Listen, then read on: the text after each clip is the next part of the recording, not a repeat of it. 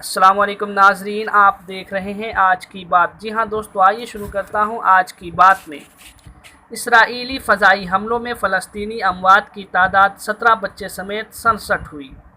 غزہ پٹی پر اسرائیل کے ہوائی حملوں میں مرنے والے فلسطینیوں کی تعداد بڑھ کر 67 ہو گئی ہے۔ غزہ کے وزیر صحت نے جمعرات کو دی اطلاع۔ وزارت نے دعویٰ کیا کہ مرنے والوں میں 17 بچے شامل ہیں۔ وزارت کے مطابق اسرائیل کے فضائی حملے میں 388 لوگ زخمی ہوئے ہیں، جن میں 115 بچے اور 50 خواتین شامل ہیں۔ واضح رہے کہ اسرائیل اور حماس نے پیر کی رات سے ایک دوسرے پر سینکڑوں راکٹ داغے ہیں۔ غزہ سے اسرائیل میں داغے گئے 1500 راکٹ۔ اسرائیل نے کہا، کشیدگی بڑھنے کے بعد سے غزہ پٹی کی جانب سے اسرائیل میں تقریباً 1500 راکٹ داغے گئے ہیں۔ اسرائیلی فوج نے بدھ کی تاخیر شب بیان جاری کر کے یہ اطلاع دی۔